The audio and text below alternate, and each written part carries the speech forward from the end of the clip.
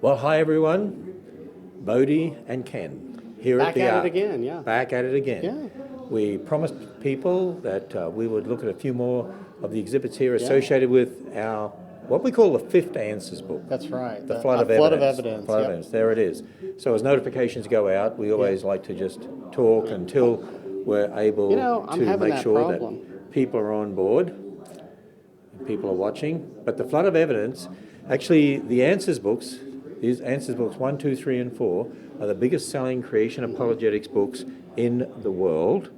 And we've added a fifth one. Well, we call it the fifth one. It's called the Flood of Evidence. Yep. These 5 books answer probably 160 or so of the most asked questions that people ask about creation and evolution in the book of Genesis. That's and right. Biblical authority. we did a questions like previous Facebook Live where we went talked through about and one of the talked about chapters in here. talked about one of the chapters in the book about the kinds, how Noah could fit all the animals on the ark. Now we'll talk about another chapter dealing with the Ice Age.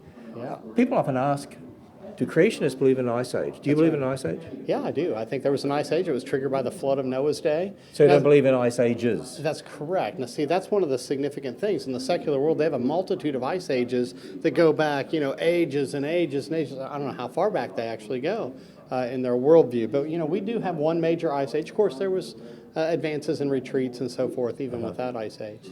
So one major Ice Age. So at the end of the flood, you've got warm water, Correct. cooler land, Correct. lots of ash in the atmosphere from volcanic eruptions. That's right. And that's actually rare conditions, by the way. Rare conditions, yes. So that causes a cooling effect. But because of the warm water, you got evaporation. And so you would have a lot of precipitation in the form of snow. A lot more snow in and the ice, winter, yep. And the build-up of an Ice Age. That's right. Within, a few hundred years of the flood? That's right. See, there's this mistaken idea that if you just cool the globe, then you're going to get an ice age. No, you just get a cold globe. You don't get an ice age. Right. So that's the key. If you can warm up, here, let's just use this background here. If you could warm up your oceans and get a lot more snow in, say, the winter time and even spring and so forth, so you get a lot there, and you have cooler summers, it doesn't all melt off.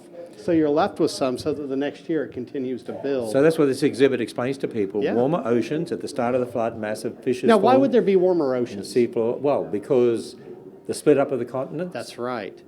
Yeah, the springs of the Great Deep burst forth. You have the moving and motion of continental movement. That's going to heat everything up. Then you get cooler atmosphere.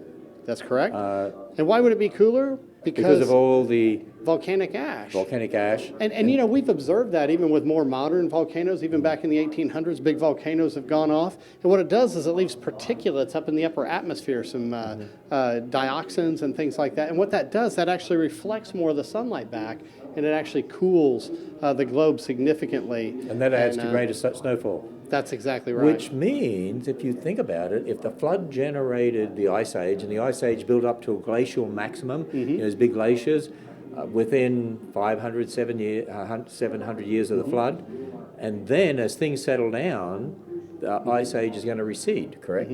Yeah, and you know what? I know there's variations in models like this. So, definitely within a matter of hundreds of years, we're going to get to a peak, and then we're going to see it begin to retreat.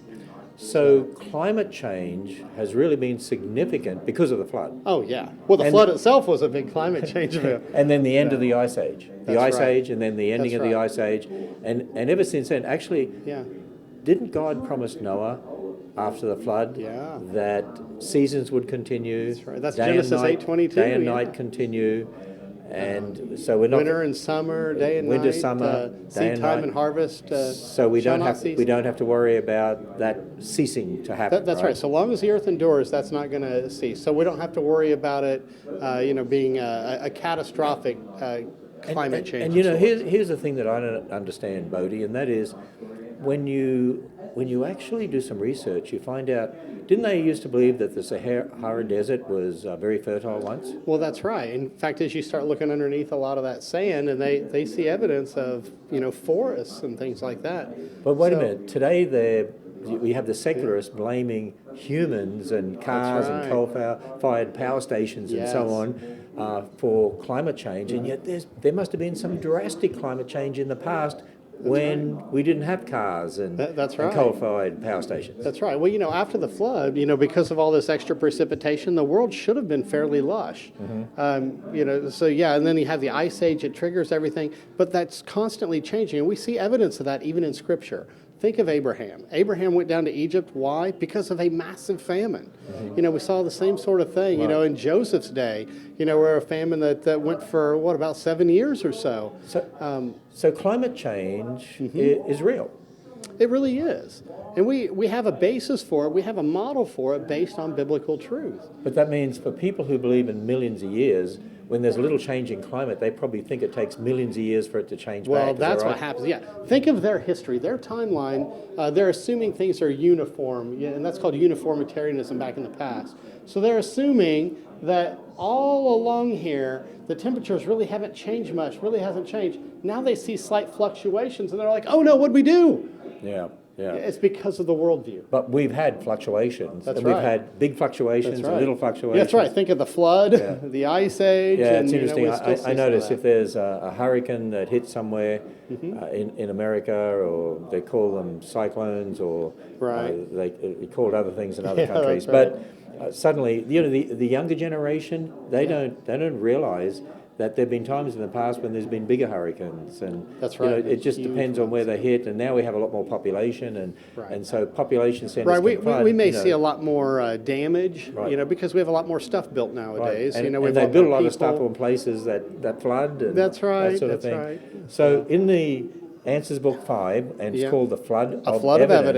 Evidence. We talk about the Ice Age, we talk talk about- about climate change, and we cover a whole range of questions in there.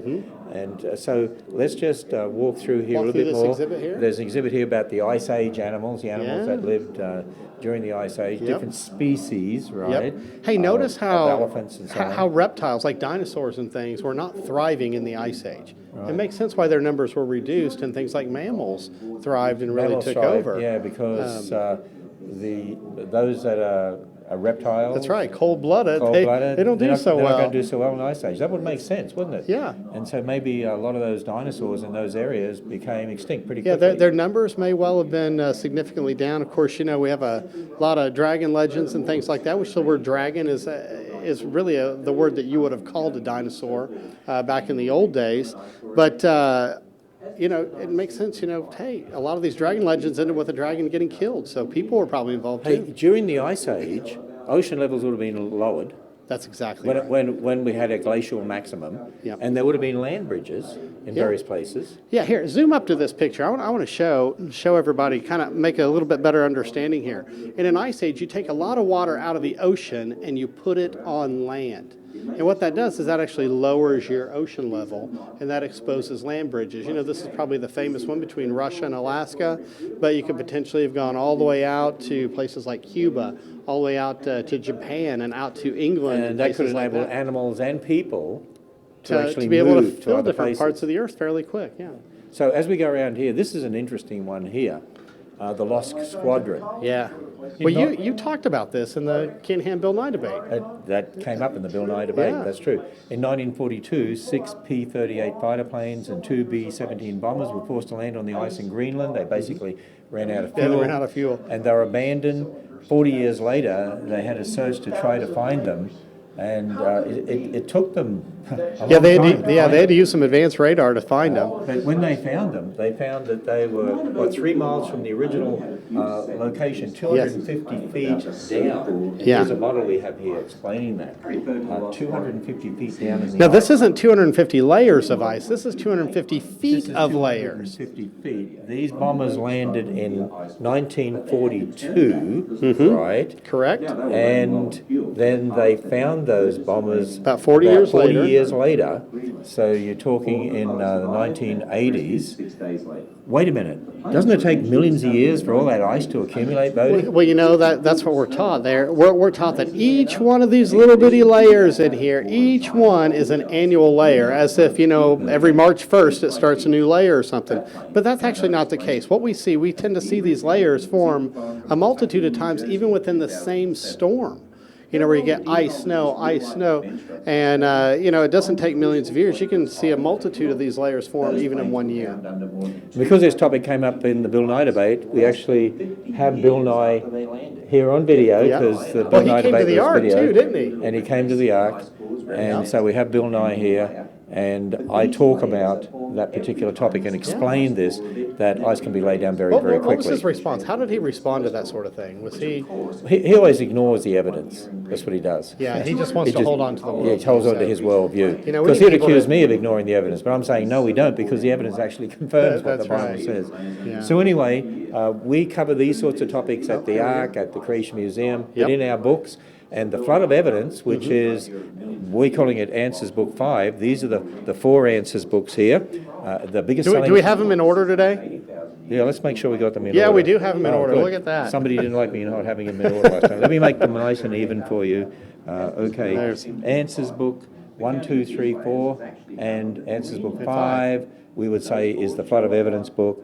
And those 5 answer the most asked questions people have about creation, evolution, the flood, the book of Genesis, issues of the age of the earth. Where's the flood rod, most for asked example? questions people. How many people died in the flood? Those kinds of questions. We get that all the So time. anyway, we better end this little time here. I'll tell you what, let's give people a little peek out here.